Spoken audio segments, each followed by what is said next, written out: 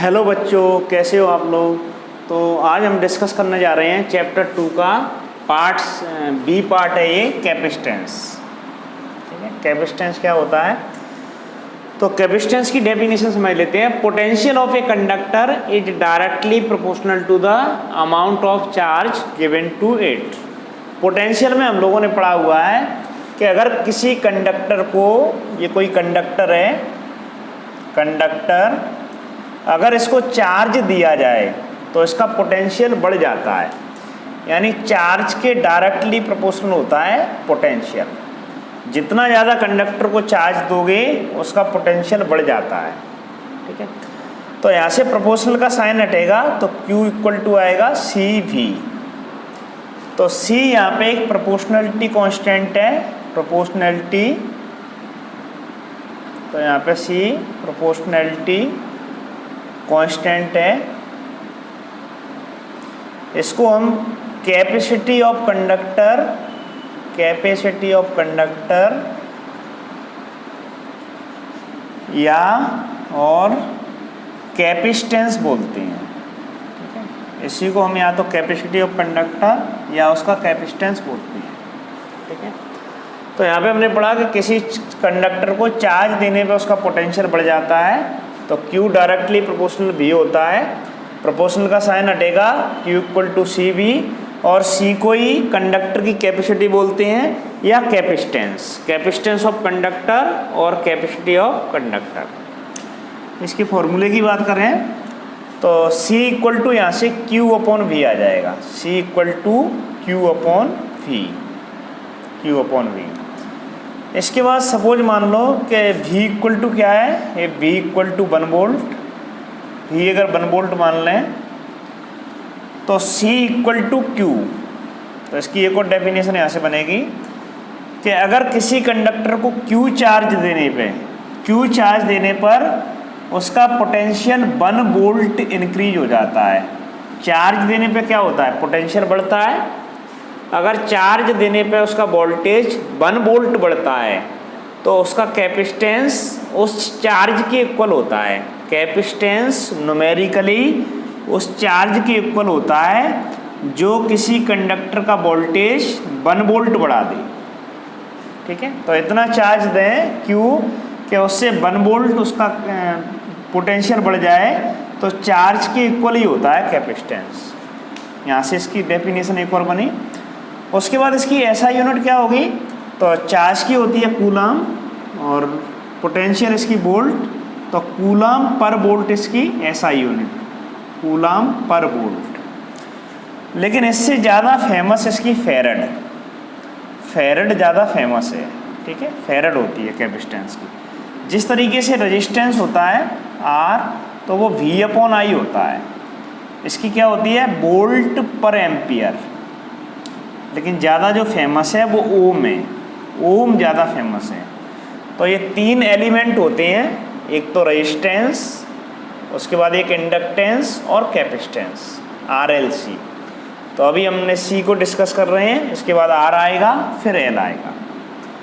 तो कैपेसिटेंस की SI unit होती है कूलम पर वोल्ट, जो कि यहाँ और फेरड, फेरड ज़्यादा इम्पोर्टेंट है यहाँ पे। उसके बाद डायमेंशनल फार्मूला की बात करें तो डायमेंशनल फार्मूला चार्ज का होता है AT, चार्ज का AT, वोल्टेज का, तो वोल्टेज क्या होता है, पोटेंशियल मतलब वर्क अपॉन चार्ज। वर्क का होता है mL2T-2 और चार्ज का AT। तो पोटेंशियल का पहले भी कैलकुलेट कर चुके हैं। पोटेंशियल का कितना आता है, mL2, ये T की पावर 1 ऊपर जाके -1 हो जाएगी, तो -2 और -1 -3, A की पावर -1। तो पोटेंशियल का mL की पावर 2, T की पावर -3 और A की पावर -1। अब इसको सॉल्व करें तो यहाँ से m ऊपर जाएगी, m की पावर 1, तो m की पावर -1 हो जाएगी। L की पावर 2 है, ऊपर जाके -2, T की पावर -3 ऊपर जाके +3 और 1 पहले से है, तो T की पावर 4, A की पावर 1 यहाँ पे और -1 ये भी ऊपर जाके +1 हो जाएगी, तो A की पावर 2। ठीक है। तो कैपेसिटी का फॉर्मूला क्या होता है, एक तो ये डिस्कस किया C = Q/V, उसके बाद इसकी SI यूनिट और चार्ज, ठीक है। SI यूनिट फेरेड होती है और डायमेंशनल फार्मूला इतना होता है। उसके बाद हम एक और डेफिनेशन बनाते हैं, 1 फेरेड क्या होता है। अगला क्वेश्चन है 1 फेरेड। तो C = क्या होता है, Q/V। तो आपको 1 फेरेड लाना है, तो इसको 1 कर दो और इसको 1 कर दो, ठीक है। तो 1 फेरेड कितना होता है, 1 फेरेड क्या होता है, अगर आप 1 कूलम चार्ज दें, 1 कूलम चार्ज देने पर किसी कंडक्टर का वोल्टेज 1 वोल्ट बढ़ जाता है, तो उसको हम 1 फेरेड बोलते हैं, ठीक है। डेफिनेशन बनाते हैं, 1 फेरेड लाना है तो इसको भी 1 कर दें, इसको भी 1 कर दें। मतलब 1 कूलम चार्ज देने पे अगर पोटेंशियल 1 वोल्ट बढ़ जाता है तो उस कंडक्टर की कैपेसिटी 1 फेरेड होती है। उसके बाद जो इसका CGS यूनिट है, CGS यूनिट वो होती है स्टेट फेरेड, ठीक है। स्टेट लग जाता है CGS में, और SI यूनिट तो फेरेड थी, SI फेरेड। तो एक रिलेशन होता है, 1 फेरेड = 9 × 10⁻11 स्टेट फेरेड। तो SI और CGS में ये रिलेशन है। उसके बाद कैपेसिटी की डेरिवेशन, एक आइसोलेटेड स्फीयर है, उसकी कैपेसिटी कितनी होती है। तो ड्राइव द एक्सप्रेशन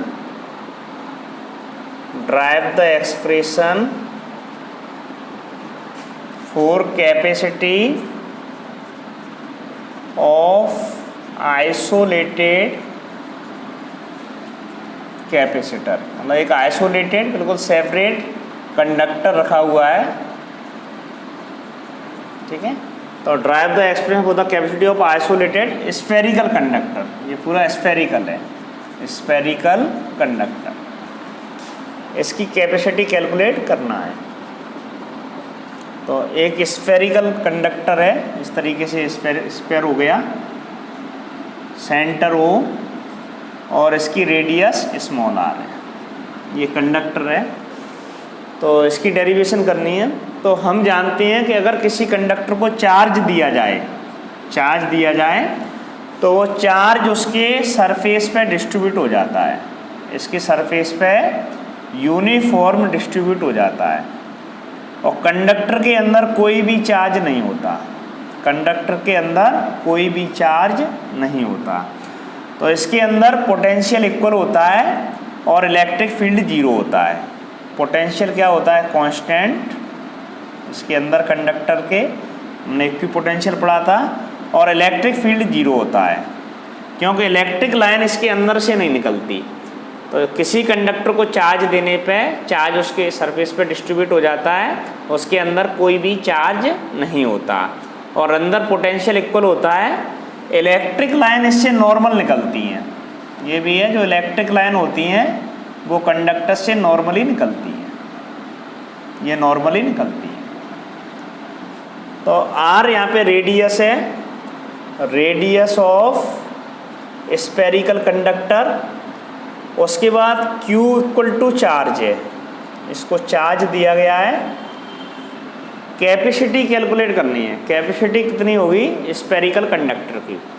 तो कैपेसिटी का फॉर्मूला Q = CV, इससे आया था C = Q/V, equation number 1। Capacity होती है Q/V। तो अगर हमको पोटेंशियल का फॉर्मूला पता है तो इसको कैलकुलेट कर लेंगे। तो पोटेंशियल का फॉर्मूला क्या होता है, तो ये R रेडियस का स्फीयर है, इसका पोटेंशियल कितना होगा, V = 1/4πε0 चार्ज अपॉन रेडियस। तो ऐसा लगता है कि पूरा एक चार्ज इस पॉइंट पे रखा हुआ है, ये पॉइंट पे रखा है, और इससे R डिस्टेंस पे पोटेंशियल होता है 1/4πε0 चार्ज अपॉन रेडियस, ये पोटेंशियल होता है। इस पोटेंशियल की वैल्यू इक्वेशन 2 से इक्वेशन 1 में पुट करें तो C = आ जाएगा यहाँ से Q, V की वैल्यू 1/4πε0 Q/R, Q से Q कैंसिल हो जाएगा, यहाँ से Q कैंसिल हो जाएगा, और 4 पाई एप्सिलॉन 0 ऊपर आ जाएगा, आर भी ऊपर आ जाएगा। तो आइसोलेटेड स्फेरिकल कंडक्टर की कैपेसिटी का फॉर्मूला आ गया C equal to 4 pi epsilon 0 R. ये इसका डेरिवेशन आ गया, ठीक है। अब हमने एप्सिलॉन 0 की SI यूनिट और डायमेंशनल फॉर्मूले की बात की थी कूलॉम्स लॉ में। SI यूनिट यहाँ से एक और बनेगी, उसको समझ लेते हैं। एप्सिलॉन 0 की वैल्यू आएगी यहाँ से C अपॉन 4 पाई आर। 4 पाई की कोई यूनिट नहीं होती, इसकी कोई भी यूनिट नहीं है। C की क्या हो जाएगी फैरड और R की हो जाएगी मीटर। तो फैरड पर मीटर, एक यूनिट इसकी फैरड पर मीटर भी होती है यहाँ से, ठीक है, फैरड पर मीटर।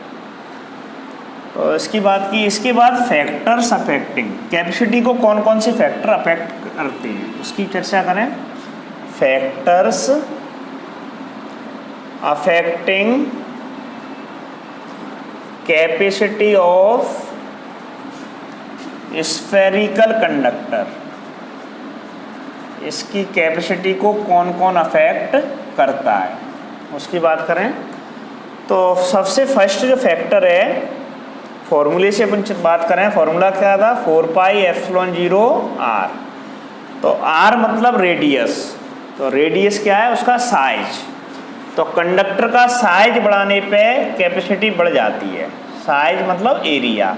तो C directly proportional to A, और हम इसको C डायरेक्टली प्रोपोर्शनल R बोल सकते हैं। साइज बढ़ाने पे कैपेसिटी बढ़ जाती है।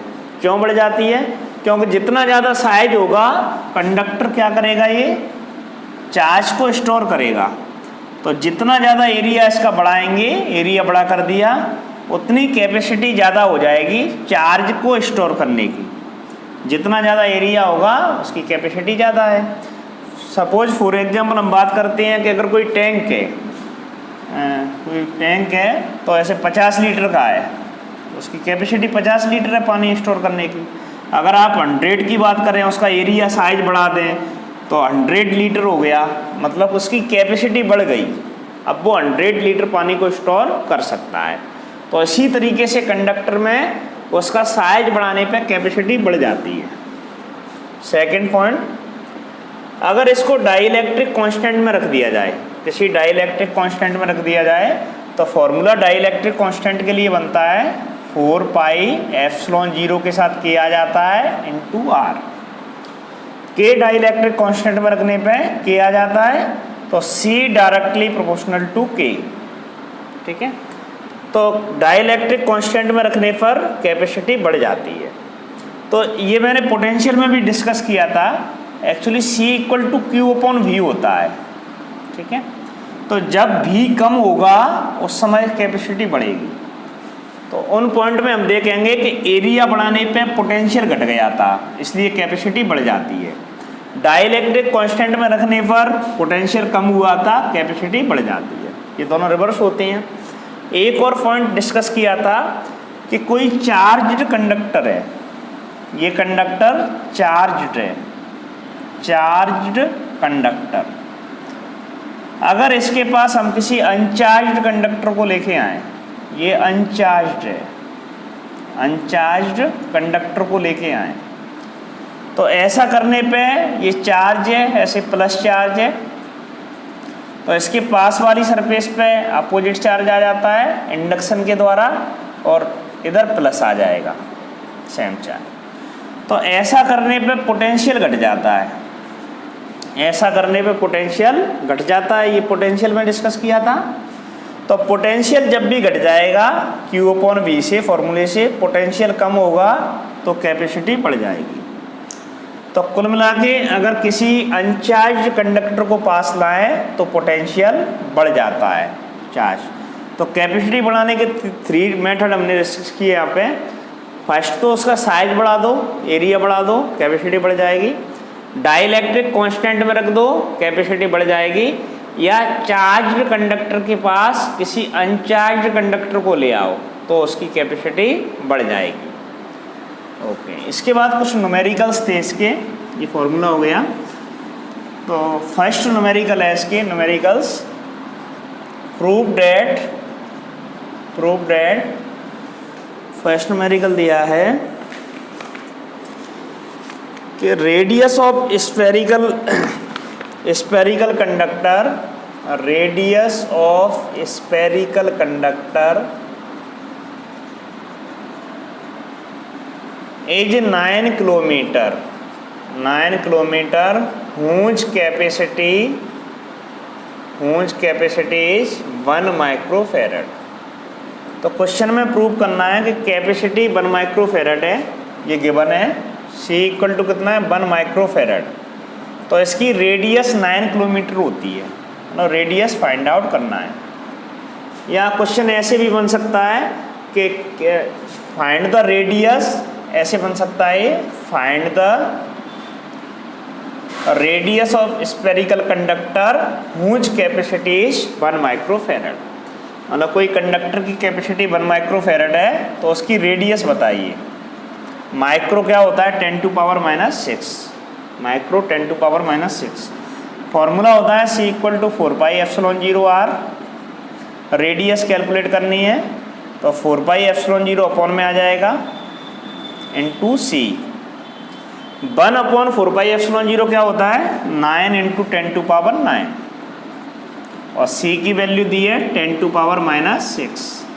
इसको सॉल्व करेंगे तो 9 × 10 टू पावर 3।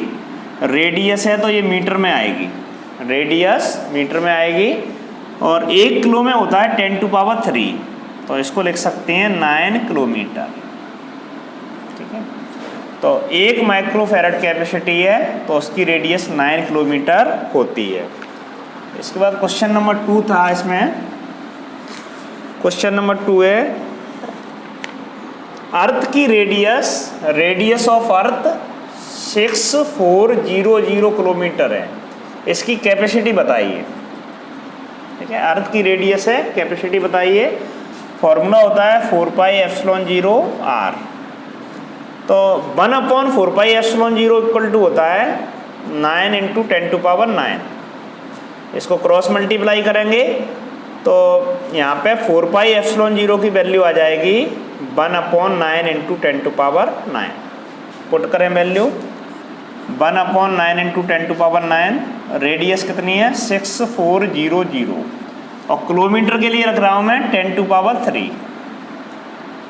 तो इसको सॉल्व करेंगे तो ये आ जाएगा 6400/9, और ये 10 टू पावर 3 और 10 टू पावर -9, 9 ऊपर पहुँच के -9 हो जाएगा।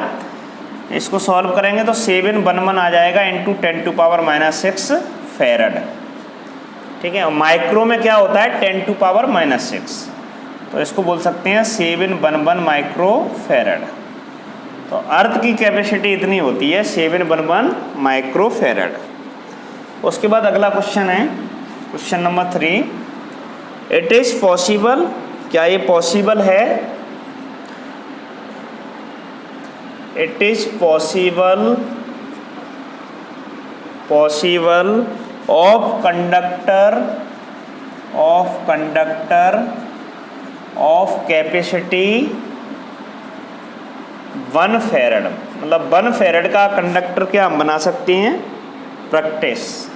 इन प्रैक्टिस, मतलब प्रैक्टिकली हम बना सकते हैं। उसके बाद एक्सप्लेन द रीजन, इसका रीजन बताना है कि आप बना सकते हो तो क्यों, और नहीं बना सकते तो क्यों। तो C बराबर 1 दिया है। ठीक है, C बराबर क्या होता है 4πε0r।